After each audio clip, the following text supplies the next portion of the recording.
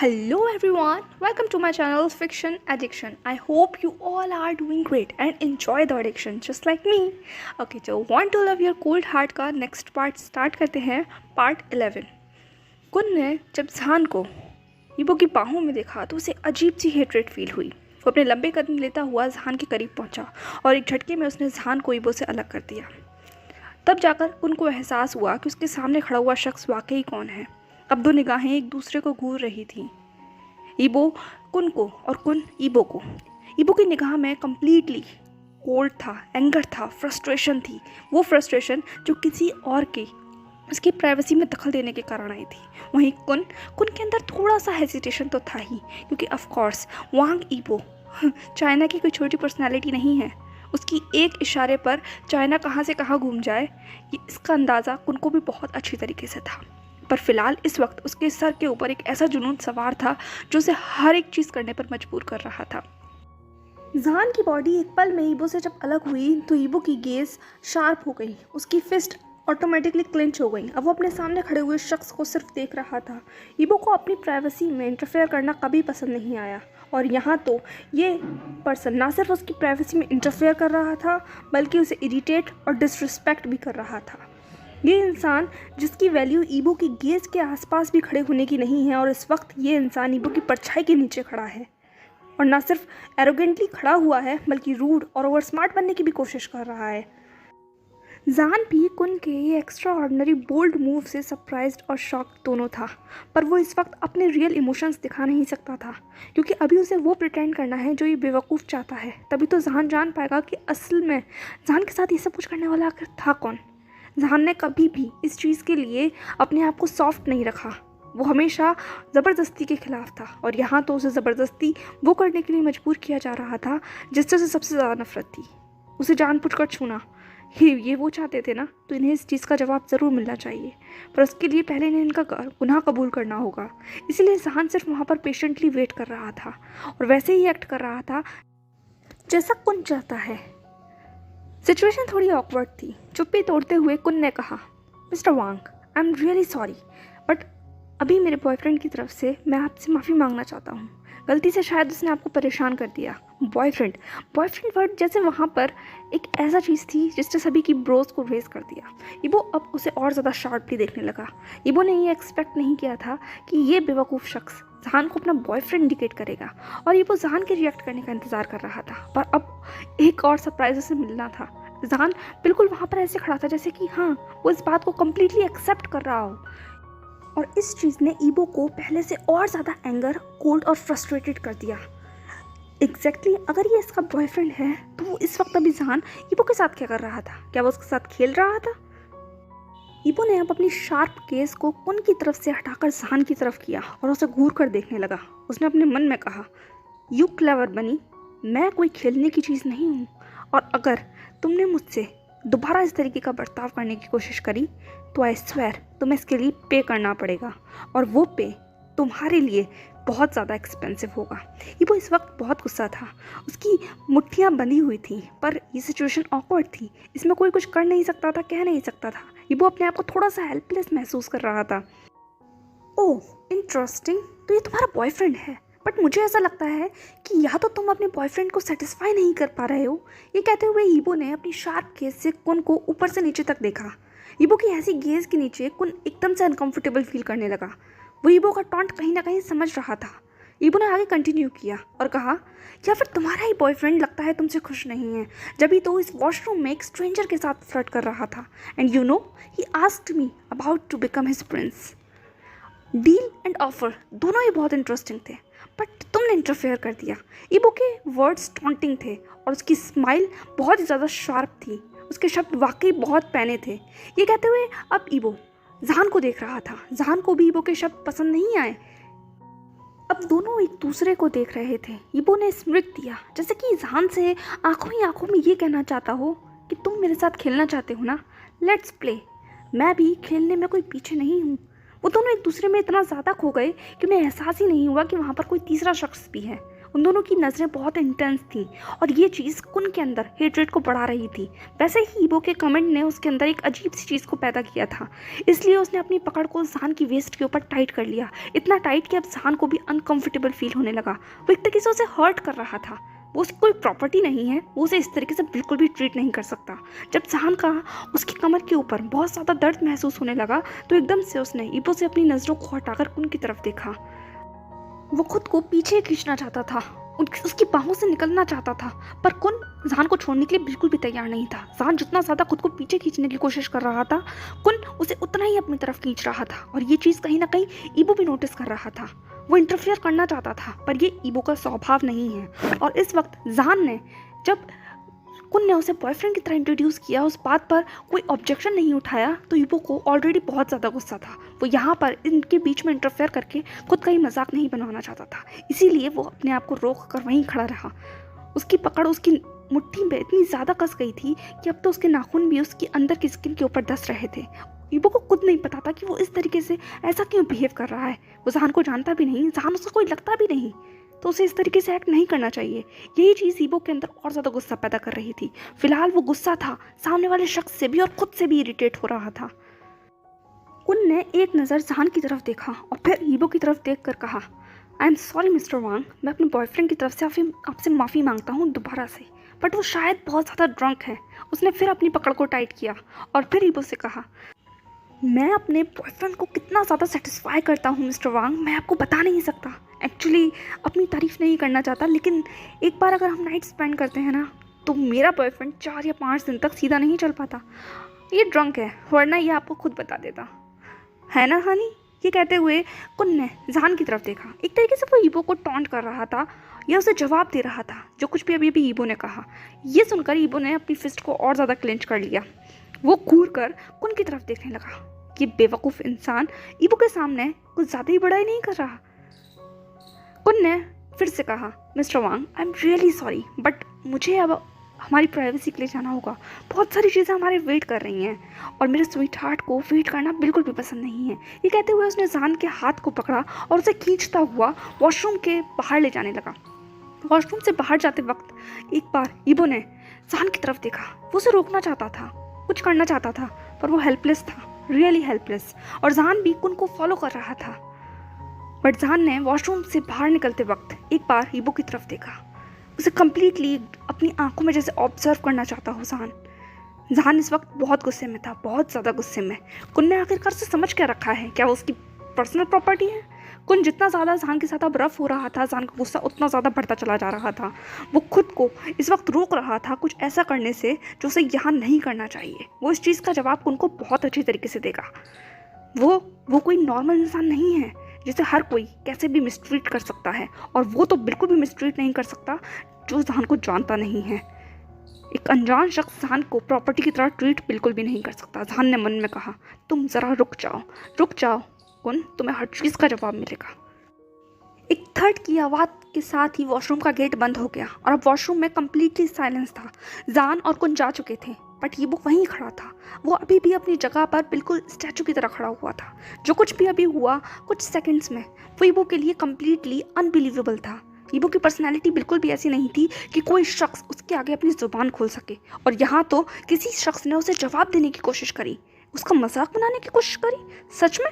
और ऊपर से वो शख्स, दूसरा शख्स जिसे ईबो इस वक्त सबसे ज़्यादा गुस्सा महसूस कर रहा था, वो था जहान की आखिर हिम्मत कैसे हुई ईबो के साथ खेलने की। इतना सब कुछ करने के बाद वो ऐसे तो नहीं निकल सकता।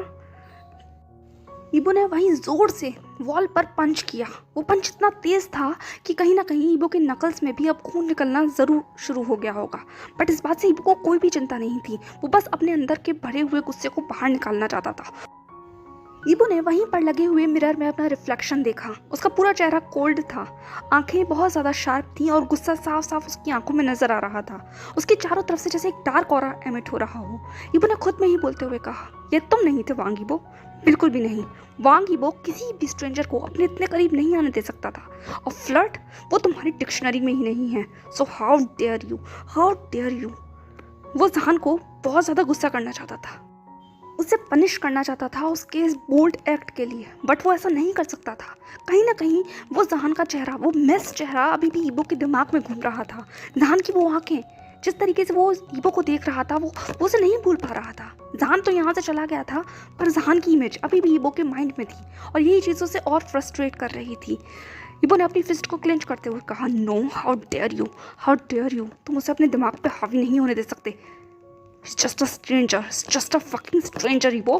Wrong, Ibo. Control yourself. ये कहते हुए उसने जोर से लंबी सांस ली और अपनी आंखें बंद कर ली, जैसे कि वो अपने आप को कम्प्लीटली कंट्रोल करना चाहता हो, काम करना चाहता हो। यहाँ वो इस चीज़ के लिए नहीं आया था और उसे किसी से भी कोई भी मतलब नहीं होना चाहिए, बट वो ड्रंक है और ड्रग्ड भी।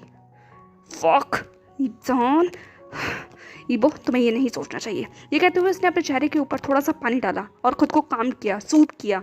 इसके बाद उसने भी वॉशरूम का दरवाज़ा खोलकर बाहर निकल गया, पर कहीं ना कहीं अभी भी एक चीज़ थी जो ईबो को रोक रही थी। उसके कदम जैसे अभी भी जहान के पास दौड़ कर जाना चाहते थे या जहान को अपने पास लेके आना चाहते थे। पता नहीं क्यों ईबो अंदर से ऐसा फील कर रहा था। उसे कभी भी किसी के लिए भी फील नहीं हुआ, बट फिलहाल उसे अपना माइंड क्लियर कर कर उस चीज़ के ऊपर कॉन्सेंट्रेट करना होगा जिस चीज़ के लिए वो यहाँ आया है। वो जहान के लिए यहाँ नहीं आया और जहान उसके लिए कुछ भी नहीं है, उसे जानता भी नहीं है। वो सिर्फ इस क्लब में घूमता हुआ एक टीनेजर है जो अपनी सो कॉल्ड डेट, बॉयफ्रेंड या वन नाइट स्टैंड में इस वक्त इंजॉय कर रहा होगा। हाँ, अब तक तो वो बेड में पहुंच भी चुके होंगे। जैसे ही ईबो के दिमाग में ये चीज़ क्लिक हुई, उसकी चाल और तेज हो गई और अब वो सामने अपनी टेबल पर आ चुका था और फ्रस्ट्रेटेड होकर वहीं बैठ गया। ओह मिस्टर वांग, आप आ गए। देखिए, मैंने आपके लिए खाना ऑर्डर कर लिया है। ईबो के डेट ने सिडक्टिवली कहा। वो अपने सिडक्शन में इतना ज़्यादा भूल ही गई थी कि वो ईबो को देख मिले कि ईबो इस वक्त कितने ज़्यादा गुस्से में है। वो बस अपनी दुनिया में थी जिसमें वो थी और उसकी इमेजिनेशन थी। उसने और ज़्यादा स्वीटली बनते हुए कहा, मिस्टर वांग, मैंने बिल्कुल आपकी पसंद का खाना मंगवाया है। ईबो ने उसे घूर की तरफ देखा और कहा, ओह रियली, तुम्हें पता है कि मेरी पसंद क्या है? हाँ हाँ, क्यों नहीं, मैं आपके हर इंटरव्यू पढ़ती हूँ मिस्टर वांग, एंड आपका पिछले हफ्ते वाला इंटरव्यू ही मैंने पढ़ा था जिसमें उस रिपोर्टर ने इंडिकेट किया था कि आपको लाइट खाना बहुत पसंद है। ये कहते हुए उसने एक स्वीट सी स्माइल दी, जैसे कि वो लड़की बताना चाहती हो कि वो ईबो में कितना ज़्यादा इंटरेस्टेड है। पर ईबो को इस बात से कोई भी फर्क नहीं पड़ रहा था। ईबो ने अपनी आंखों को शार्प करते हुए और अपने वर्ड को कोल्ड करते हुए कहा, तुम्हें लगता है कि जो चीज़ मैगजीन में लिखी जाती है वो कम्प्लीटली ठीक होती है? बजाय किसी पर्सन को जानने के तुम मैगजीन की चीज़ों को पर यकीन कर कर उसे पढ़कर उसे अप्लाई करने में बिलीव करती हो। इंटरेस्टिंग, तुम्हें डॉक्टर बना किसने दिया? ईबो के वर्ड्स बहुत ज़्यादा अजीब थे। ये सुनते के साथ ही उस लड़की के चेहरे से एकदम से स्माइल गायब हो गई और उसका चेहरा कहीं ना कहीं ब्लैंक हो गया। वो बस डम फाउंडेडली ईबो की तरफ देख रही थी। उसे समझ ही नहीं आया कि ईबो ने अचानक से उसकी इतनी ज़्यादा बेइज्जती क्यों कर दी। अब उस लड़की को बोलने ही नहीं बन रहा था कि उसे ईबो के इस बात का क्या जवाब देना चाहिए। उसने अपने बालों को पीछे कान के पीछे करते हुए कहा, मिस्टर वांग, बस मैंने सोचा कि मैं आपके लिए ऑर्डर कर लूँ, आपको अच्छा लगेगा। तुम्हें कुछ सोचने की ज़रूरत नहीं है, मैं अपना ऑर्डर खुद कर सकता हूँ, ईबो ने कहा और एक नज़र उस टेबल की तरफ देखा जिस पर पूरी तरीके से खाना आकर लग चुका था। उसने कहा, मुझे ये खाना बिल्कुल भी पसंद नहीं है। शायद तुम्हें पता ना हो, बट मुझे इटालियन खाना अच्छा लगता है, तो मैं इटालियन खाऊंगा। तो क्या आप अपनी सारी चीज़ों को साइड करवाएंगी? ईबो ने कहा। उस लड़की ने तुरंत अपना सर हिलाया। जी मिस्टर वांग, आप चिंता मत कीजिए, मैं भी हटवा देती हूँ ये सब कुछ। And I am really sorry, मुझे अब पता चल गया है कि आपको इटालियन पसंद है। नेक्स्ट टाइम के लिए मैं ध्यान रखूँगी। ईबो ने उस लड़की की ये बात सुनकर उस लड़की की तरफ देखा। हम नेक्स्ट टाइम मिलने वाले हैं, ये सवाल भी था, टॉन्ट भी था। लड़की को पता नहीं उसे क्या जवाब देना चाहिए। वो बस ईबो को देख रही थी, ईबो भी उसे देख रहा था। लगता है अब कुछ ना बोलने में ही तुम्हारी भलाई है, उस लड़की ने अपने मन में इस बात को दोहराया और एकदम से शांत हो गई। वो बस अब थोड़ी नर्वस हो गई थी ईबो के इस तरीके के व्यवहार से। अचानक से ईबो को भी रियलाइज़ हुआ कि वो अपना गुस्सा गलत इंसान के ऊपर उतार रहा है। वो फ्रस्ट्रेटेड है कुन और जहान की वजह से, इस लड़की की वजह से नहीं।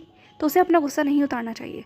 उसने खुद को थोड़ा सा काम किया और वहीं पर रखी हुई एक वाइन का ग्लास पीना शुरू किया। जैसे ही ईबो ने उस ग्लास को पिया, उस लड़की के चेहरे में अचानक से एक स्मित आ गया, एक स्माइल आ गई, जैसे विनिंग स्माइल हो। अब उस लड़की ने बिना कुछ कहे वहीं पर रखे हुए खाना खाने को शुरू किया। अगले ही पल में वेटर वहीं इस टेबल पर आ चुका था। उसने ईबो का ऑर्डर लिया और अब वो गया। ईबो वहीं पर बैठा हुआ था, वो रेस्टलेस था। उसके एक्शंस बता रहे थे कितना ज़्यादा रेस्टलेस है। उसका दिमाग अभी भी घूम रहा था। बार बार एक ही चीज़ उसके दिमाग में आ रही थी, जहान का वो चेहरा। दूसरी तरफ कुन जहान को खींचता हुआ एक बेडरूम की तरफ ले जा रहा था। उस क्लब में उसका स्पेशल बेडरूम था क्योंकि कुन यहाँ का रेगुलर कस्टमर था और एक स्पेशल क्लाइंट और वीआईपी क्लाइंट भी, तो क्लब वालों ने उसे ऑलरेडी एक रूम प्रोवाइड करा रखा था। मेरा हाथ छोड़ो कुन, तुम्हारी हिम्मत कैसे हुई मेरे साथ इस तरीके का बिहेव करने की, मेरा हाथ छोड़ो। ये कहते हुए जहान ने अपने हाथ को पीछे खींचने की कोशिश करी, पर जितना ज़्यादा जहान अपने हाथ को पीछे खींच रहा था, कुन अपनी पकड़ उतनी ही ज़्यादा जहान की कलाई पर मजबूत करता चला जा रहा था। कुन ने जहान की तरफ देखते हुए कहा, मेरी हिम्मत तो तुम्हें अभी बताएगी कि मैं क्या क्या कर सकता हूँ। तुमने मुझे बहुत परेशान कर लिया, अब अंदर चलो। ये कहते हुए उसने रूम का दरवाज़ा खोला और जहान को लगभग अंदर धक्का दिया।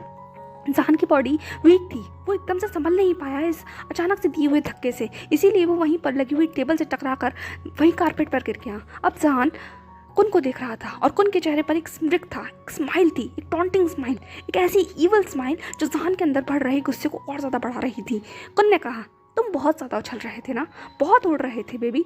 अब मैं तुम्हें बताता हूँ कि कुन क्या चीज़ है। और जी कुन एक बार किसी चीज़ को पसंद कर लेता है ना, तो उसे अपना बनाकर ही छोड़ता है। ये कहते हुए कुन ने अपने कदमों की रफ्तार बढ़ाई और जहान के करीब आ गया। वो जहान के करीब आकर बैठ गया था। Eyes to eyes, face to face, nose to nose, वो एक दूसरे के बिल्कुल कंप्लीटली आमने सामने थे। इतना आमने सामने कि जहान कुन की ब्रीथ को अपने ऊपर फील कर पा रहा था। कुन ने अपने हाथ को जहान के चेहरे के दोनों तरफ रखा और सिडक्टिवली घुमाते हुए कहा, बेबी आई स्वेयर, मैं तुम्हें आज रात इतना मज़ा दूंगा ना कि तुम अपना नाम तक भूल जाओगे। सिर्फ तुम्हें एक ही नाम याद रहेगा, जी कुन। ये कहते हुए उसने जहान को छूने की कोशिश करी, उसके करीब जाने की कोशिश करी, पर इससे पहले कि वो जहान के करीब जा पाता, जहान ने कुन को धक्का दिया। वो धक्का बहुत तेज़ था, कुन थोड़ा सा पीछे हो गया। You bloody bitch, how dare you, तुमने मुझे धक्का दिया। ये कहते हुए अब कुन बहुत ज़्यादा एग्रेसिवली जहान के ऊपर चढ़ने की कोशिश करने लगा। मैंने तुम्हें ड्रग दिया, क्या उस ड्रग ने अभी तक तुम्हारी सेंसिटिव बॉडी पर असर नहीं किया? लगता है तुम बहुत ज़्यादा ढीठ हो। मैं बता रहा हूँ, आज मैं तुम्हारे साथ इतना रफ हो जाऊँगा ना कि तुम्हें पछतावा होगा कि तुम मुझसे कैसे मिली, और तुमने ये जो हरकत की है ना, इसका जवाब तुम्हें अब मिलेगा। ये कहते हुए उसने जहान को पकड़ने की कोशिश करी, पर इससे पहले कि वो जहान को पकड़ पाता, जहान का एकदम से वहाँ पर खड़ा हो गया। जहान के कान में वही शब्द गूंज रहे थे कि तुमने मुझे ड्रग दिया। अब जहान कंप्लीटली समझ चुका था और इस इंसान को वो अब छोड़ने नहीं वाला था। जहान ने उनकी तरफ देखते हुए कहा, तो तुम थे जिसने मुझे ड्रग दिए, उस वेंचाओ ने नहीं। कुन ने जैसे ही ये बात सुनी, उसने एक विनिंग स्माइल देते हुए जहान से कहा, ओह स्वीट हार्ट, तुम अभी भी उस बेवकूफ़ इंसान से कुछ करने की उम्मीद कर सकते हो? वो सिर्फ लोगों को दूर से देख सकता है, वो एक साइकोपैथ है। उसके अंदर इतना ज़्यादा स्टेमिना कहाँ कि वो तुम जैसे लोगों को सेटिस्फाई कर सके। तुम्हें डोमिनेंस पसंद है ना, डोमिनेंस तो तुम्हें सिर्फ मैं ही दे सकता हूँ। उस वेंचाओ के अंदर कुछ भी हिम्मत नहीं है बेबी, उसे भूल जाओ। उस बेवकूफ़ का नाम यहाँ मत लो। अगर तुम उसका नाम यहाँ लोगे तो हमारी ये जो रोमांटिक नाइट होने वाली है उसका टेस्ट खराब हो जाएगा। ये कहते हुए कुन ने स्माइल देते हुए जहान की तरफ बढ़ने लगा। जहान का पूरी बॉडी गुस्से से शिवर कर रही थी। जितना ज़्यादा कुन बकवास कर रहा था, उतना ज़्यादा जहान इस वक्त कुन को सबक सिखाना चाहता था। तुम्हें पता है हनी बी, वेंचाओ मेरे बचपन का दोस्त है और तुम्हारे एडिक्शन के बारे में, तुम्हारे ऑब्सेशन के बारे में मुझे पहले ही पता था। वेंचाओ मुझसे लगातार हर रोज़ तुम्हारे बारे में बात करता था। वो ये कहता था कि वो बस तुम्हें पाना चाहता है, इसीलिए उसने हम लोगों को यहाँ बुलाया था, स्पेशली मुझे। वो तुम्हें ड्रग देना चाहता था, पर मैंने भी तुम्हें ड्रग दिया, बट थोड़ी सी उस चीज़ के अमाउंट को बढ़ा दिया, डोज को बढ़ा दिया। मैं चाहता था बहुत जल्द तुम्हारे ऊपर ये सब चीज़ असर करे। वो वेंचाओ चाहता था तुम्हें। मुझे तो उस पर तरस आता था। मैं सोचता था कौन वो स्टूपिड इंसान है जो इस जैसे बेवकूफ़ शहजादे को मना कर सकता है। आखिर वेंचाओ के पास कुछ हो या ना हो, पैसा तो है, पावर तो है, उसका बाप मेयर है और आने वाले टाइम में वो इस देश का भविष्य भी हो सकता है, पॉलिटिक्स में है। तो कोई स्टूपिड इंसान होगा जो वेंचाओ को मना कर सकता है। आखिर कौन किसी का शुगर पे भी नहीं बनना चाहेगा, वो भी इस हद तक जब कोई शख्स आपके लिए इतना ज़्यादा पागल है। पर जब मैंने तुम्हें देखा तब मुझे ये क्लियर हो गया कि वाकई तुम क्या चीज़ हो। तुम्हारे लिए वेंचाओ कभी भी सही नहीं है। तुम्हें पैसे की ज़रूरत नहीं है, तुम्हें वेंचाओ के पैसे की तो बिल्कुल भी ज़रूरत नहीं है। जिसको चाहो जब चाहो उसे तुम अपना शुगर डैडी बना सकते हो, और मैं तुम्हें वेंचाओ को नहीं दे सकता था, इसीलिए मैंने उसे भी ड्रग दिया। अभी तक तो वो वहीं पड़ा होगा। तुम मेरे हो बेबी, सिर्फ मेरे, और आज के बाद सिर्फ तुम मेरे ही रहोगे। ये कहते हुए कुन ने जहान को अपनी तरफ खींचा, पर इस बार जहान ने अपोज नहीं किया, बल्कि वो कुन की बाहों में अपनी मर्जी से चला गया। ये देखकर कुन को भी बहुत ज़्यादा खुशी हुई। ओह, तो अब तुम मेरी बाहों में आना चाहते हो बेबी, आई स्वेयर मैं तुम्हें बहुत मज़ा दूंगा, एक बार मुझ पर बिलीव तो कर देखो, हम बहुत मज़ा करेंगे। ये कहते हुए अब कुन ने अपनी आवाज़ को थोड़ा सॉफ्ट कर लिया। वो जहान के ऊपर भी अब सॉफ्टली हाथ अपने फेरने लगा। जहान का चेहरा कम्प्लीटली डार्क हो चुका था, जो कुन को बिल्कुल भी नहीं दिख रहा था, क्योंकि उसने अपनी बाहों में जहान को उस वक्त ले जो रखा था। जहान कुन के बॉडी के ऊपर अपने हाथों को फहरा रहा था।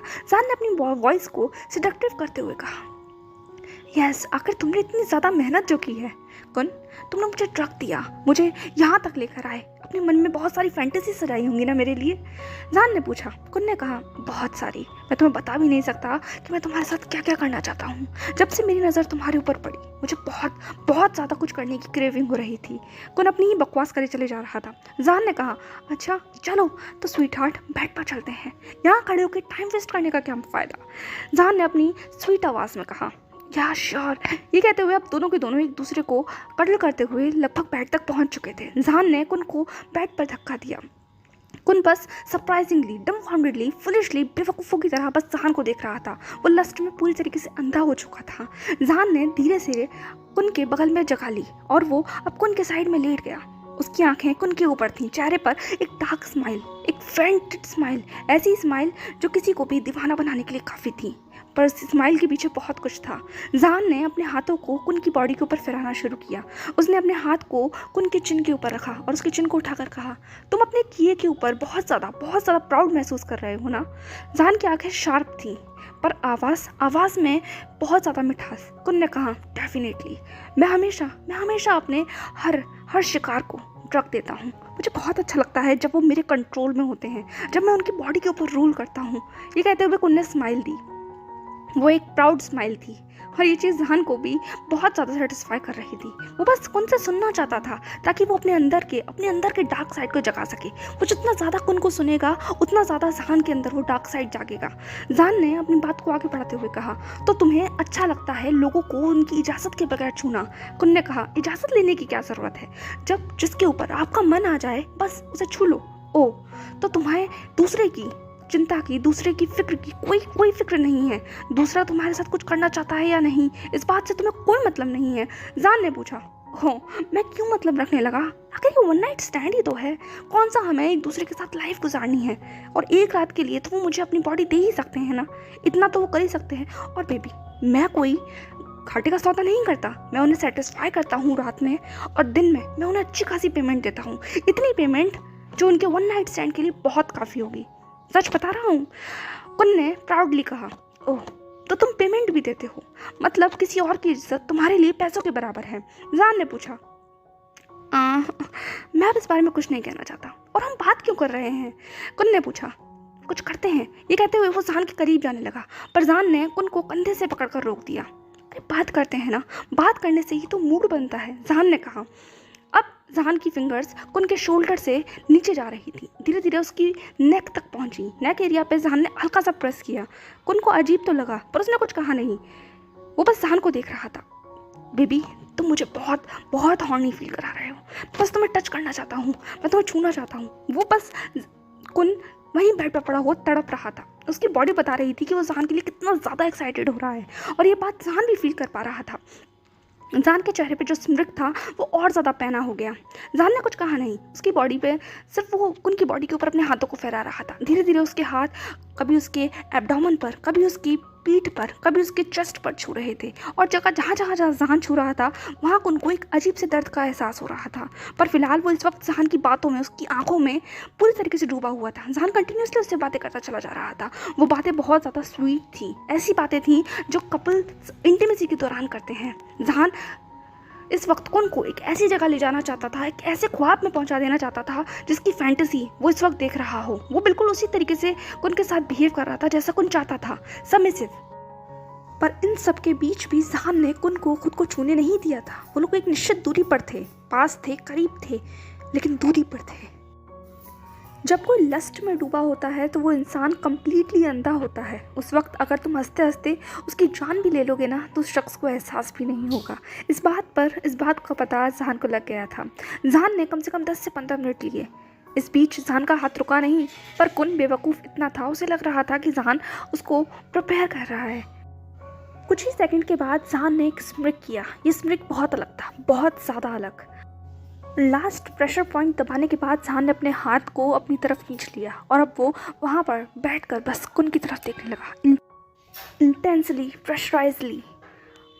बट कुन के लिए तो जहान की ये निगाहें एक सिडक्शन की तरह थी, एक ऐसा सिडक्शन जो उसके खून में धीरे धीरे घुल रहा था। कुन ने अचानक से अपना हाथ उठाकर जहान की तरफ बढ़ाया और कहा, चलो बेबी, बहुत हो गई बातें, लेट्स स्टार्ट। बट कुन ने अचानक से महसूस किया कि कुछ बदला, पर इससे पहले कि वो कुछ समझ पाता, जहान की आवाज़ ने उसे अपनी तरफ खींच लिया। क्या हुआ हनी? लेट्स स्टार्ट, चलो एंजॉय करते हैं, वैसे भी बहुत टाइम हो गया है और मुझे जल्दी भी घर लौटना है। ये कहते हुए जहान ने कुन को अपनी तरफ इनवाइट करने की कोशिश करी, जैसे वो कुन को बुला रहा हो। कुन भी जहान की तरफ बढ़ने लगा, बट कुछ था जो कुन को बहुत अजीब लग रहा था। कुन उसे नज़रअंदाज करना चाहता था, बट वो नज़रअंदाज नहीं कर पा रहा था। कुन ने अपना हाथ उठाकर जहान की तरफ बढ़ाया, पर अचानक जैसे उसकी बॉडी में कोई करंट सा दौड़ा हो, उसकी मसल्स लॉक हो गई थी, उसकी बॉडी मूव नहीं कर पा रही थी। वो बेचैन होने लग गया। उसने अपनी डरती हुई निगाहों से जहान की तरफ देखा और कहा, जहान कुछ हो रहा है। जहान ने पूछा, क्या हुआ हनी? अभी तो कुछ हुआ ही नहीं, कुछ होना तो बाकी है, शुरू करो ना। जहान बस हंसते हुए कुन की तरफ देख रहा था। वो कुन के कुछ करने का इंतज़ार कर रहा था, या फिर ये कहो वो शो को एंजॉय कर रहा था। कुन ने कहा, नहीं जहान, कुछ हो रहा है, मैं मूव नहीं कर पा रहा हूँ, देखो ना। अब तो वो हकला भी रहा था, वो बस अपनी डरी हुई निगाहों से जहान की तरफ देखने की कोशिश कर रहा था। कुन ने कहा, जहान देखो, मेरे हाथ मूव नहीं कर पा रहे हैं। जहान ने कहा, अरे ऐसे कैसे? अभी तो तुम्हारे हाथों को मेरी बॉडी को छूना है ना, मेरे बालों में, मेरी बॉडी में, मेरी गर्दन पर, मेरी चेस्ट पर, अभी तो मूव करना है, करो ना हनी, मैं वेट कर रहा हूँ। डर की जैसे एक लहर कुन के अंदर दौड़ गई थी। उसे एहसास हो गया था कि ये कुछ अलग है, कुछ ऐसा जो उसने कभी महसूस नहीं किया। वो जितना ज़्यादा अपनी बॉडी को हिला रहा था, उसे उतना ज़्यादा दर्द हो रहा था, एक करंट सा महसूस हो रहा था। उसने जहान की तरफ देखते हुए कहा, तो तुमने कुछ किया है जहान? तो तुमने कुछ किया है? जहान ने बच्चों की तरह हंसते हुए कहा, मैंने कहाँ किया कुछ नहीं, तुम करने वाले थे और मैं तो उसी के लिए वेट कर रहा हूँ। देखो, तुम ही तो मुझे यहाँ लेकर आए थे, तुम ही तो कह रहे थे मुझे ये करना है, मुझे वो करना है, फैंटेसी है, ये है, वो है। अब क्या होगा? अब तुम बच्चों की तरह बातें कर रहे हो। जहान, बकवास बंद करो, यू बिच, तुम्हारी हिम्मत कैसे हुई मेरे साथ कुछ करने की? ये कहते हुए वो अब चिल्लाने लगा। ये कुछ शब्द थे जो जहान के चेहरे पर से उस हंसी को गायब करने के लिए काफ़ी थे। जैसे ही उनके मुंह से जहान के लिए ये शब्द निकले, जहान ने अपनी स्माइल को कम्प्लीटली वैनिश कर लिया और अब वो बिस्तर से खड़ा हो गया और कुन की तरफ घूरते हुए देखते हुए कहा, ओह, तो मैं बिच हूँ, मैंने अगर तुम्हारे साथ कुछ किया तो मैं बिच हो गया, कुछ नहीं किया तो भी मैं बिच हो गया। और जो तुम कर रहे थे लोगों के साथ, तुम तो भी बड़ी शेखी पका रहे थे कि तुम लोगों को ड्रग देते हो, उन्हें अपने काबू में करने की कोशिश करते हो, और आज कोई और तुम्हें काबू में करने की कोशिश कर रहा है तो तुम्हें बुरा लग रहा है, तुम्हें वो बिच लग रहा है। हाँ, हाउ हिपोक्रेटिक यू आर। पर हनी, तुम्हें पता नहीं है कि तुम्हारा सामना किससे हुआ है। ये कहते हुए जहान ने अपना एक पैर बेड के ऊपर रख लिया और वो कुन को बहुत ही गुस्से भरी निगाहों से देखने लगा। जहान का चेहरा कोल्ड था, कोल्ड से भी ज़्यादा डेविल था। कुन ने डरते हुए कहा, नहीं जहान, मैं पर उसके पास कुछ कहने के लिए नहीं था, उसके पास कोई शब्द ही नहीं थे, कुछ निकल ही नहीं पा रहा था मुँह से। उसने डरते हुए कहा, जहान प्लीज़, जो कुछ भी तुमने किया ठीक कर दो, तुम्हें नहीं करना, हम नहीं करेंगे, हम नाइट स्पेंड नहीं करेंगे, बकवास है ये सब चीज़ें। अरे ऐसे कैसे? हम नाइट स्पेंड करेंगे कुन, और तुम आज ऐसी नाइट स्पेंड करोगे कि तुम्हें ज़िंदगी भर, अगर तुम जिंदा रहे तो याद रहेगी। ये कहते हुए जहान हंसने लगा। कुन बस सिर्फ जहान को डम्फाउंडेडली देख रहा था। ये पर्सन बिल्कुल अलग था, कुन इसे नहीं पहचान पा रहा था। बहुत बेशर्म होते हैं तुम जैसे लोग जो अपने किए पे बिल्कुल भी पछतावा महसूस नहीं करते। तुम्हें नहीं पता कि तुम्हारी एक हरकत किसी को कितना ज़्यादा तोड़ सकती है। तुमने कहा कि तुमने पैसे दे देते हो, ये बताओ पैसे से सुकून खरीदा जा सकता है क्या?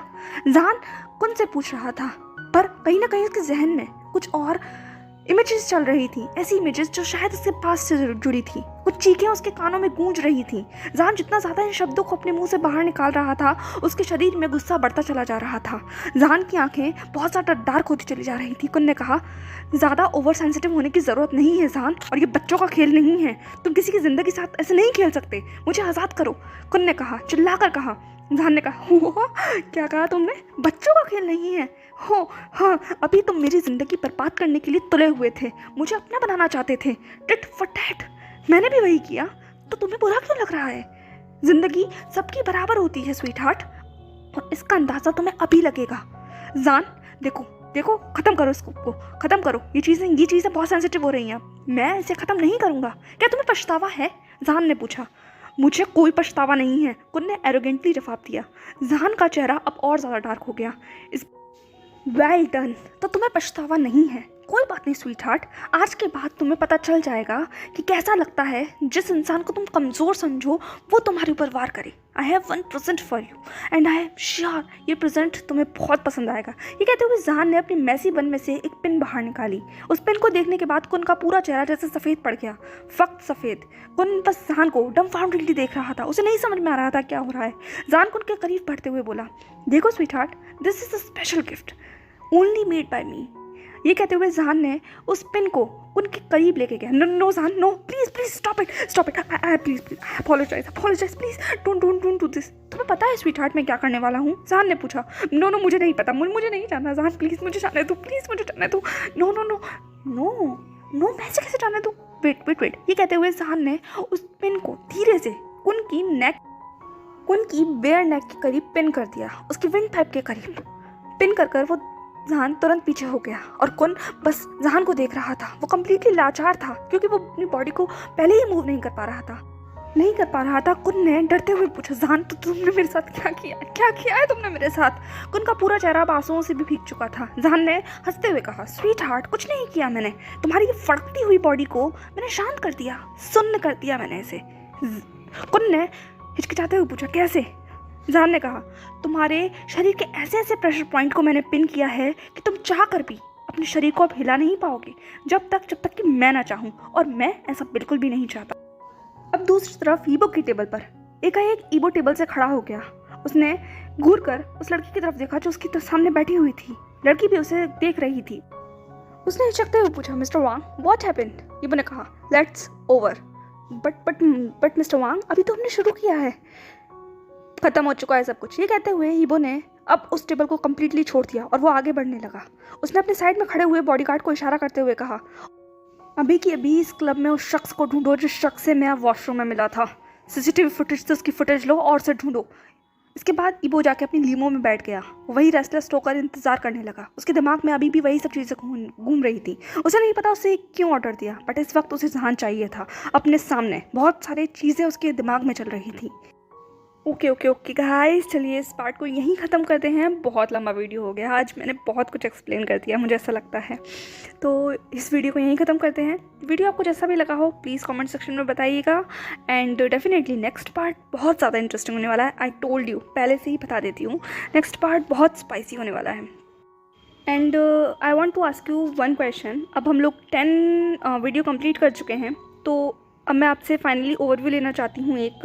अगर आप चाहें तो प्लीज़ कमेंट में मुझे बताइए कि आपको अब तक की स्टोरी कैसी लग रही है। क्या आप लोगों को वो अच्छी लग रही है, या आपको ऐसा तो नहीं लग रहा कि मैं हर सीन को बहुत ज़्यादा ड्रैग कर रही हूँ, चीज़ों को बढ़ा चढ़ा कर बता रही हूँ। सो अब तक के 10 चैप्टर्स में लेके आपका जो कुछ भी ओवरव्यू हो आप मुझे प्लीज़ कमेंट सेक्शन में बता दीजिएगा। आगे आने वाली वीडियो में अगर आप लोग इतना ज़्यादा ड्रैग नहीं सुनना चाहते हैं, बहुत कट टू कट डायरेक्ट सुनना चाहते हैं, जैसे आप लोग उम्मीद करें, तो आप मुझे बता सकते हैं। ओके, सो मैं आपके कमेंट्स को पढ़ूंगी और आगे फिर वैसे ही आप लोगों को सर्व करूंगी, ठीक है?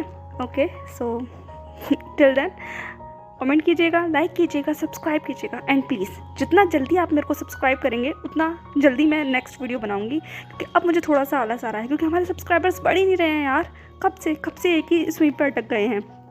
तो प्लीज़ सब्सक्राइब कीजिए, जितना जल्दी आप सब्सक्राइब करेंगे उतना जल्दी नेक्स्ट पार्ट आएगा। So please subscribe the channel and cross 1K and मैं आपके सामने चैप्टर 12 लेकर आऊँगी। Okay, till then bye bye, tata, see you, stay safe, stay happy and follow for more.